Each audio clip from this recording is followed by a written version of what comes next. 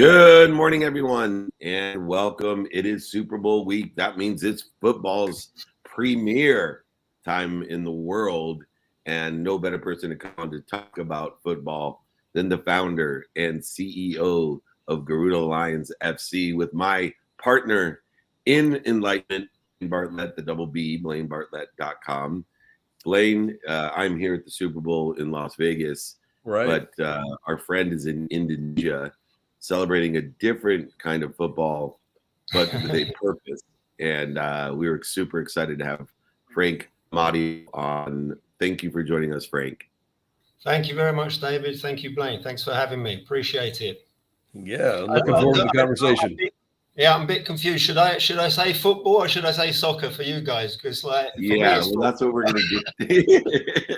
Yeah, they're all thinking Tom Brady and Patrick Mahomes and Brock Purdy. But speaking of Purdy, that's a pretty nice picture behind you. Thank you. Some of our kids, yeah. Yeah, that Blaine and I have as we do a lot of work around the world and are blessed to work with the Unstoppable Foundation. And my career in sports is about those kids behind you that I've always said the best way to impact children is to take what they love the most and apply that to attracting the help and education and awareness that they need. And football, or soccer in America, is the world's most popular sport. Although in America, our football may be more popular around the world, there's no doubt what children love, and they love football. How have you utilized the Garuda Lions FC, the football club there in Indonesia, in order to help children with the struggles of being underprivileged in their country? Yeah, well, thanks again. For me, I mean, I'm 53 years old. So when I was a kid, football or soccer. You're a baby compared to Blaine and I. True. Okay. I mean, football for me was always a game for the, let's say, the working class, the underprivileged. If we look at the greatest names who've contributed to sport, they've all come from those backgrounds. So in essence, I feel that football's as powerful it is because of those communities, and not just the players, the fan support. But now we've come to a situation where these communities cannot afford to participate in football. And in communities, underprivileged communities like in Indonesia, education is not an option, because the education they get from the government is never going to help them compete with the middle class and up who go to the best universities. And that's not only in Indonesia, but outside. So then what do? If you take away sport from these communities, and if you look at football, you look at fighting, boxing, martial arts, all that kind of stuff, that's always been vehicles for them to get themselves out of poverty. But now they can't afford boots. They can't afford to go to academies. They can't afford to watch games on TV. So for me, it's a tragedy. And it doesn't make much sense to me, because in my only 1.5 year experience inside of football, I found it very obsessed on short-term profits. Just get money. Where's the money? Where's the money? Where's the money? Which is good. There's nothing wrong with money, and we all want to make money. But if you're excluding a big pool, a big community from participating in a game that actually they've contributed so greatly to, that's actually losing money, because you're now not getting and developing those players who have proven to be the best, because they can't access the good coaching or the academies that now the middle class kids have. And we just had the England football team, the England under-17 World Cup team, come visit us. I mean, like what I've done in a year with no money, no support, I've risked so much, and I give everything for free. But as soon as these kids step off the bus, I can see straight away these are middle class kids who've had it good, and that's great. But then what about the kids down at the bottom? They can't play anymore, So yeah, I looked at Indonesia, and I looked at the potential here. You've got 278 million, 85 million children. Football is the biggest sport here in Indonesia, richest economy in Southeast Asia. and yet they've never produced one world-class player. And then you've got countries like Uruguay with 3.5 million who've won 2 World Cups, 2 Olympic golds, 15 Copas Americas, and their number one business in the country is developing and selling players across the nation, the world, sorry. So I just feel that, Indonesia has so much potential to do something like that, but we need to take it to the communities that, again, have always produced the best footballers, So I could speak for hours about this, but it tell you this, it makes Blaine and my job quite easy. Yeah. But you go on for hours, that makes our job easy. Blaine, go ahead.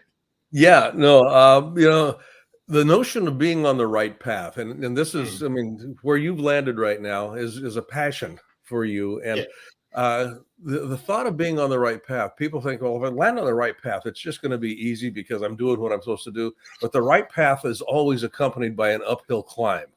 Yes. As a matter of fact, the right path is always uphill, I think, because you're undertaking things that you've never undertaken before, and you're doing things that you've never done before, and you're encountering obstacles and barriers you've never encountered before. That being said, Indonesia, one of the largest Muslim populations on the planet, and I mentioned that not from a religious standpoint, but from a cultural ethnicity, mores perspective. It's very, very conservative. What are some of the things that you're running into in the sense of being able to facilitate the move that you want to make with these kids? What kind of pushback do you get, or what kind of welcome do you get from the communities in which you're actually working? Well, like the communities that I'm operating, obviously, I mean, initially they're very surprised and suspicious because they're looking at me thinking, how can you give us this for free? Where's your money coming from? And like me and my wife, probably since the beginning of COVID, we haven't worked. We lost our life savings in COVID, from corruption that went on here. And they looked like, how are you doing this? But in terms of the football community, it's been kind of strange because, like, naively initially, because we've always had an NGO supporting poor people. And initially I thought football will be happy to help football, Yeah. But that's not the case. That's not the case. They're all like, oh, you're doing God's work. It's fantastic. It's great. We'd love to come and do summer camps out with you. And then they ask you for $50,000 or $100,000. And you're like, are you listening to what I'm saying here and what I'm trying to achieve? Again, it's all about the short term. It's not about long-term development, And so the football community in general, like here, they can't understand me. They don't understand how I'm doing it. They think I'm crazy. They think it never works. They also tell me like giving stuff for free never works. But and I understand that to a certain point, but I see the changes I've made in these kids. And believe me, the poverty is not so much financial. It is financial, but in these communities, it's more mental. It's more mental. Like I'm having to teach these kids to brush their teeth because their parents don't even bother to teach them to brush their teeth, So the things that I concentrated from the beginning, not being a soccer coach, was the whole mental side, and building the brand. That was the thing for me, because I thought if I can get the brand and the message out there, eventually we will get people who are interested, who can actually support us and help us and invest in us financially. Because for me, it's not just a social impact project. It's actually a football and a business project as well. Because for me, it has to be all together for it to work, to actually change lives. And I want to take this across Indonesia, across Asia, Africa.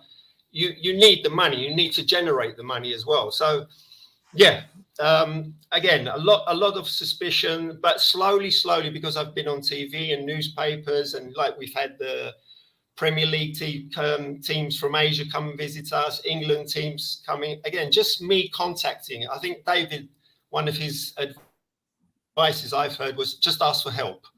And that's what I've been doing. My mum always used to say, if you don't ask, you'll never get. So I just ask and ask and ask and ask, and that's it. Most of it's no, but and I'm fine with that. but it's the ones who say, yeah, I'll do something, and then they never do nothing. You are protected, promoted, and loved. Those and absolutely keep the patience and persistence in building that brand. It's never more important than today, especially those kids are involved behind you and around the world. And it's so funny. I was speaking yesterday at here at the Super Bowl at the Living Sport event for kids to allow them to live sport and all the character and discipline and habits that are formed. I started my speech out and I said to the kids, I said, hey, who here, right, is growing up poor? And as always, half the people raised their hand because there were some affluent kids there and middle class kids here. And I said, I feel sorry for those of you because you can't teach what, and that's why those world's greatest come from those communities that you're helping. And those kids who grow up with nothing end up leading the world, end up changing the world with the perspective of having nothing and appreciation, acknowledgement, and they learn to ask for more, leverage their brands for your brand. I can't wait to see what you do next, Frank. We're here to help. We have other places to elevate brand, and please reach out, come on our other shows. We'd love to have you. Keep up the great work. Support everyone, the Garuda Lion FC.com, doing great work, utilizing sport as a backdrop to change the world. Thanks, Frank, so much for all you do. Thanks, Frank. That's awesome. I love that. The other football during Super Bowl. That's a zoo there. Anyway. You are in the middle of a zoo. My tax season, people are like, how come it, I try my best, as you know, to be known for getting back to people immediately. And I get people, even in my family, is everything okay? It's been 3 hours. And I was like, I'm buried in blessings here at the Super Bowl. But it's time for our next friend to come on. Julie Kantor is waiting there from the big city in Manhattan, co-authors with Felice Ekelman of Thrive with a Hybrid Workplace. A very often thought about topic is how are we evolving with the hybrid workplace, step-by-step guidance from the expert. Thrive with hybridworkplace.com. Julie, welcome to Office Hours. Thanks for having me. My apologies. Felice got called into a case, so I'm here speaking for the both of us. Well, I just have to tell you, one lawyer is enough. And even though I'm a recovering lawyer, we don't need two in here. So we'd rather have the psychologist here, the executive coach, advisor, with the big heart and the open mind. It's helping so many people make more money and enjoy the activity that they get paid for. Now, I know there's several legal guidelines that we have to work within, and it would have been nice to have Felice to explain those. But I'm more interested in the word thrive. I have a 5 to Thrive system. I believe in order to thrive, we have to have a community, and that can be a working community of people that want to help each other and know people that can help each other. And that's how people buy from us and sell for us for a lifetime. What are some of the things today that we didn't understand when the new acceptance of hybrid working took place? What are some of the new issues that we should be looking at to create, this community within our economic organizations?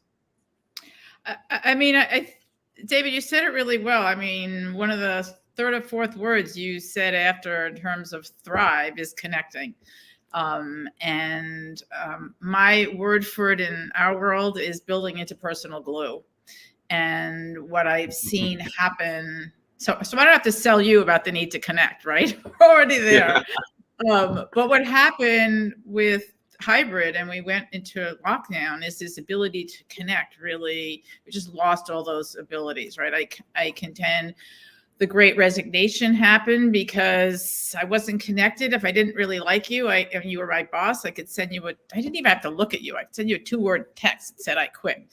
And so now organizations, we all are figuring out how do we build these connections that are so crucial. There's more and more data coming out about the need to connect, that yes, we can. There's lots of office products in terms of working asynchronously, but the need to come together is really challenging. And so one of the words we use throughout the book is this concept of intentionality. The connection is I'm just not bumping into you in the hall anymore. I can't assume that. And so leaders, organizations, individuals need to be intentional to build these connections. And so what are some of the challenges that people face? One is coming up with a system, if you will, of how we're going to get together. It's just, one of the things we saw it in the policies of this getting people together. It's a big piece about hybrid, like how, and we're getting people into the office. And initially the mandates came in, policies were 3 days a week. And we had these, arguments. Is it 2 days? Is it 3 days? And I have come to say that a policy of 3 days a week is just silly. Because if the three of us work together, and David, you're there on Monday, Wednesday, and Friday, and Blaine, you're there Tuesday, Wednesday, and Thursday, and I'm there Wednesday, I'm never going to see and I don't know when you're coming in, so it doesn't really matter. And so what's happened is that leaders, organizations need to think about how and when you're going to come in. And if you're going to get me out of my pajamas and needing to get dressed up, then there's got to be a reason. And so what does it look like to identify, take the time to think about what's our culture? How much do we need to come together? What are the reasons? And start talking about these things. That's the first step. One of the second pieces is how we communicate. There's so many different platforms, right? If we're going to thrive, we need to communicate. And I was with a client yesterday, and we were doing an offsite and some team building, and in the breaks, one of the guys said to one of the others, it's like, you didn't respond to my email. And the other guy said, I don't read email. I sit on Slack. So like they were never going to come together. And so that's the kind of thing, again, what can they do to thrive? Teams have to come together. I've come calling it things like a communication charter. We didn't used to have to do this, right? I could walk by your desk, say, hey, what's up? Come up with a communication charter about what kinds of things do you email for? What kinds of things do you Slack for? There are so many different ways to connect. The difference now is we need to think about and plan how we're going to connect. Yeah. The whole connection. When I first started working in a hybrid environment, it was back in the mid 1990s with Nokia, when I was actually young. I'd led a major chunk of their global leadership development process. And we were working with teams from all over the country, not just the country, the world. Some of it developed, some of it not developed in terms of the world. So there was a lot of invention going on. Kind of how do we didn't have some of the platforms that we've got today. The idea of thriving, because what we were doing was organized around, literally surviving. How do we as a remote team survive? As we could put things together. And there's a migration in my experience that moves a team, particularly one that has been very disrupted, and we've got unfamiliar territory in front of us right now. We've got to learn how to survive before we can move to thrive. And the idea of surviving has some very intentional components to it. I need to take care of this. I need to take care of that. In your work, Julie, with the stuff that both you and Felice have done, you got the psychological background. What are the survival foundations that need to be in place to facilitate eventual thriving? Now, you talked about intentionality, but can you identify a couple of key components here that seem to be generalized around every hybrid team? Yeah, so it starts with this thing about connection is clearly one. I talk in the book about the 7 C's. And so what are some of them? One is change. You got to understand that a basic is acknowledging that we're in a change. The old rules don't apply anymore. Yep. You need to start thinking about them. What is collaboration? How are we going to collaborate? Unless we figure out the ways, and again, speak about it. I gave it an example in terms of just the Slack and the email, but think about what are the different ways that we are going to collaborate, and that means different things to different organizations. If this was just an IT department, we may need to get together for a hackathon, and depending on what we're doing, otherwise we can be happily in our front of our computers. If you're in a creative environment, and one of my clients builds the tallest buildings in the world, they need to be in the office 5 days a week. They're not renovating my kitchen or your kitchen. And so in order for them to survive, they have to be together. I also talk about compassion. It's not a nice, it's not a like maybe, it's right. Okay. I mean, you need compassion if you're going to survive, in terms of us understanding and giving grace to each other and pulling together. These things are so fundamental. The other thing I talk about is coaching, right? A real basic in terms of this is about development. And I think a large thing a commonality that I see with my clients in terms of this surviving is coming out how to develop people, especially if they're onboarding them. So that in your leadership development, when people don't think about it. If you're not in front of me, I don't think about the fact that I have to bring you along. Exactly. Some of these things are just really essential before you're going to even get to thriving, just to get on the same playing field and connecting.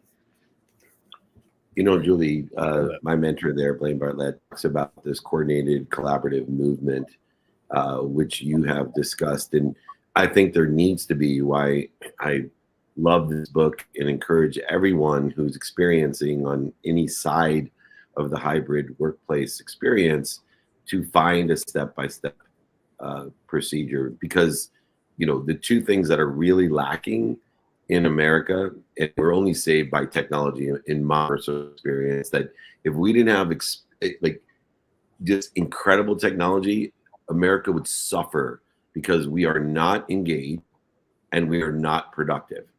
We are just blessed with such powerful technology that, when I was a young executive in my 20s, that there was stuff that took me a month to do that takes less than a minute.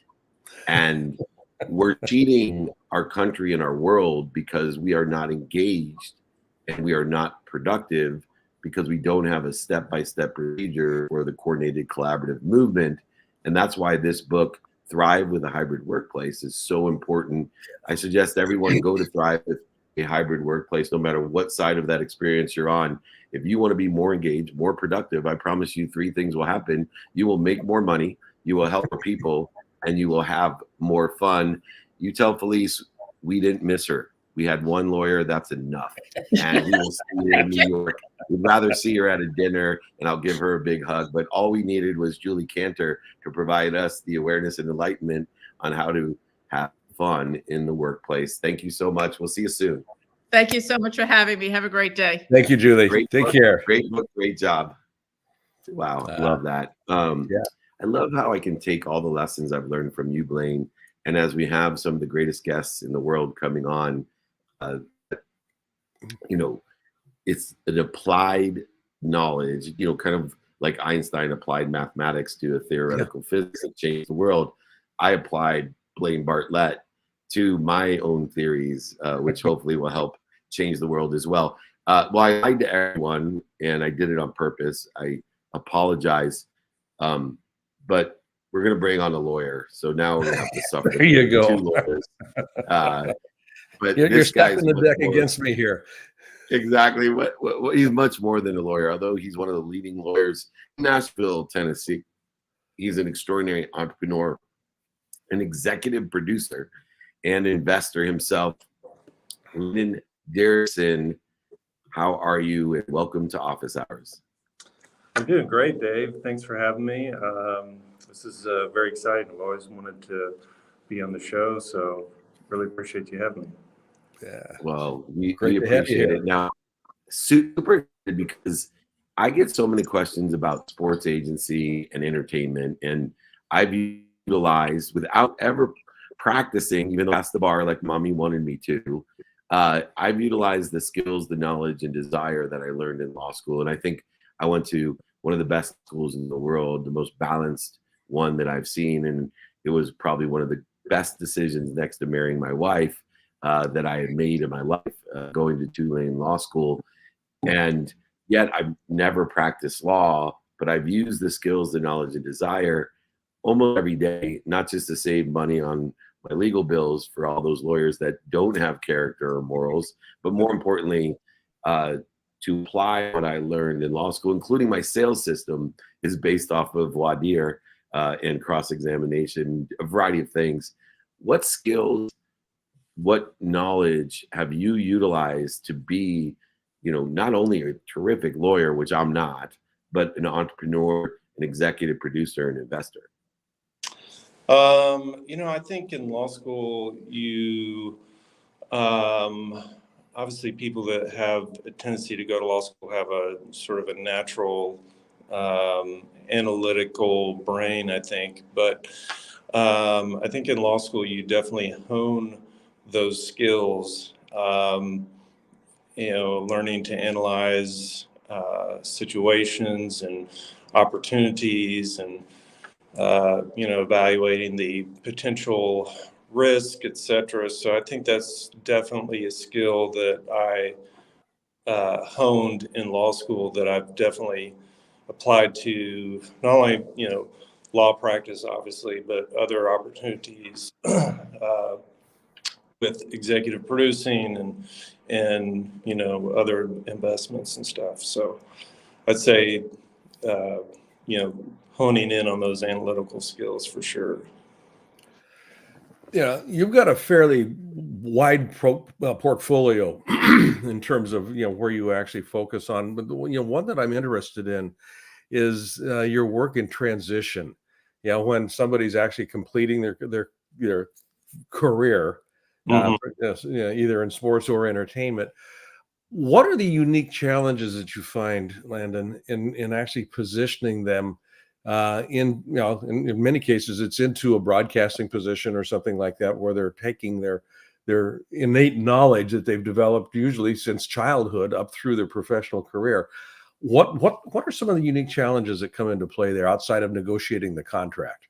Yeah, I think like, for example, a sports figure transitioning over to broadcasting, they may not be used to being in front of the camera or the microphone as much. And so while they have a lot of knowledge about the sport or the industry itself, getting them with someone that can help them hone their skills to now become a sportscaster or, media training and all that kind of stuff.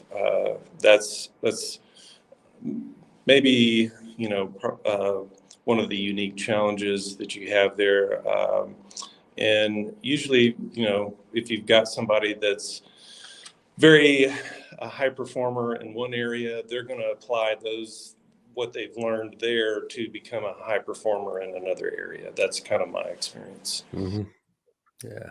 And now, Landon, I'm glad I got out of the agency business and the lawyer business because I was, with one of the greatest negotiators of all time. He wrote a book on negotiation, and I have been paid probably far too much to teach people how to negotiate. But I'm glad I'm out of the game because you are one of the most substantial experienced negotiators for endorsements and agreements for athletes, entertainers who have participated and transitioned or expanded into other areas.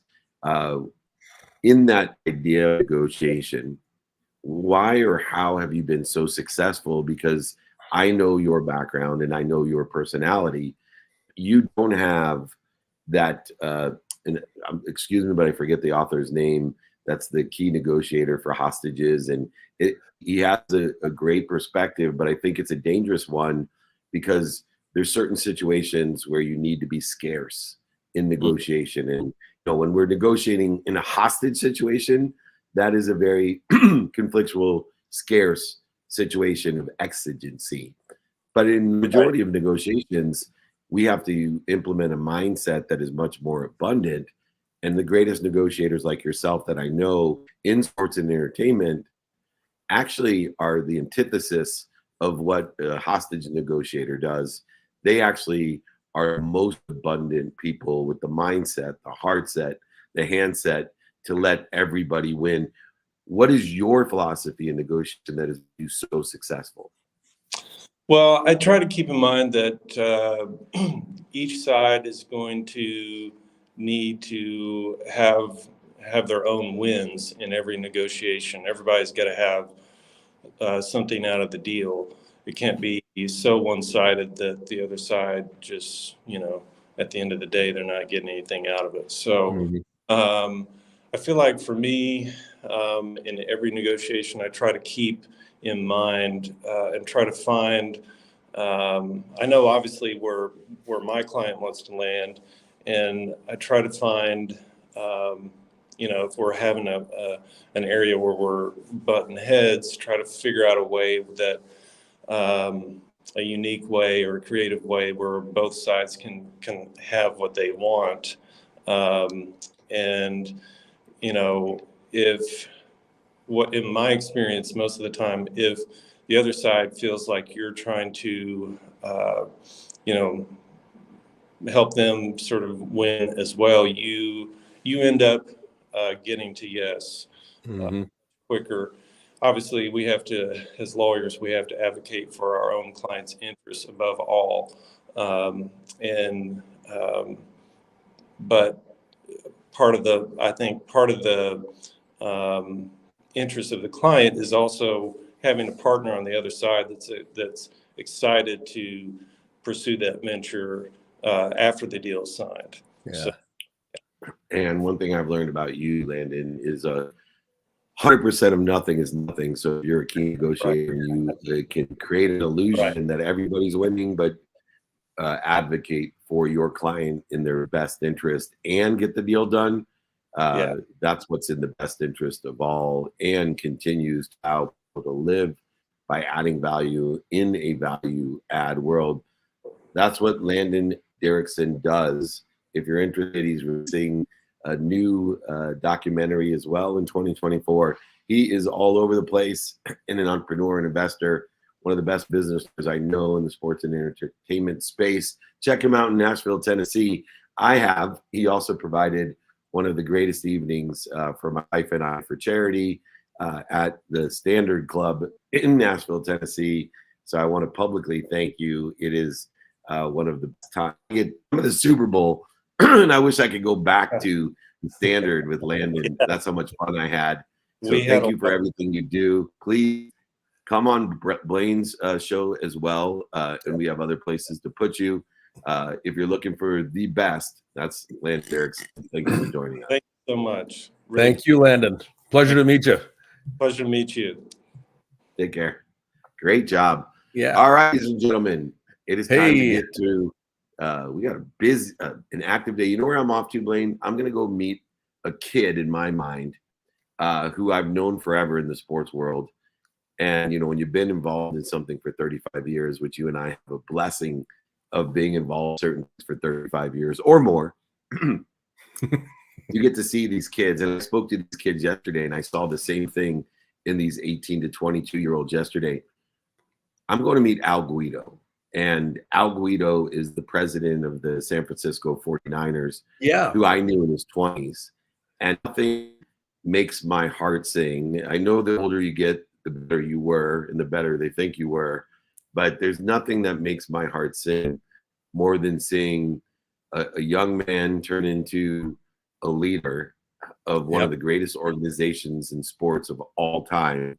And I'm going to be blessed to get his perspective in sports today. We're going to be leaving very soon.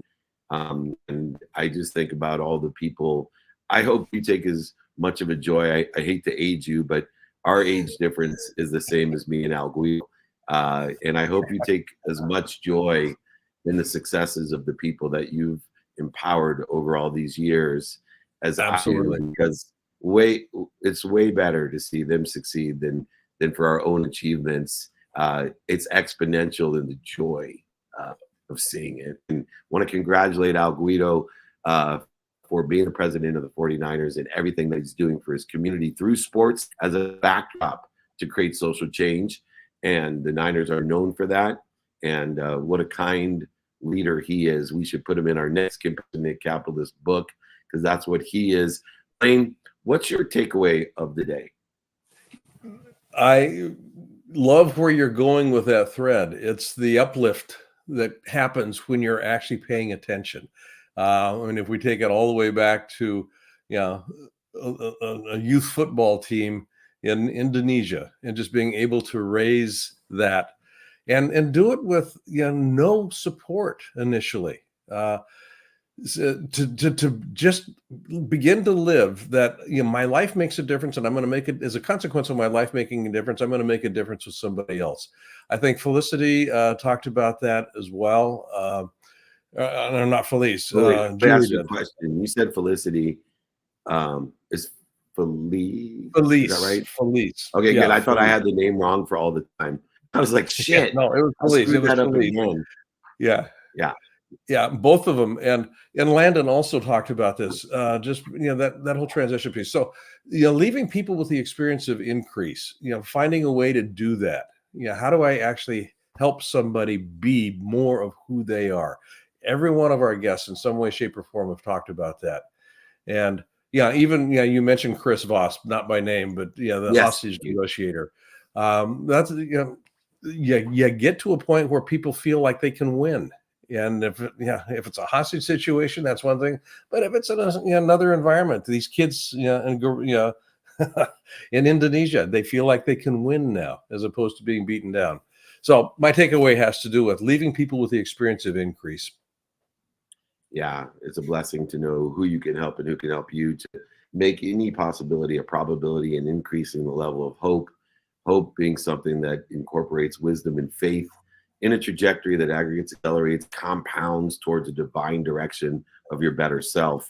My takeaway is actually related to the coordinated collaborative movement, an objective that you've instilled in me. And to that measure, I love the idea of a communication chart, not just a business. Yeah, that was cool. But, grandparents to grandkids.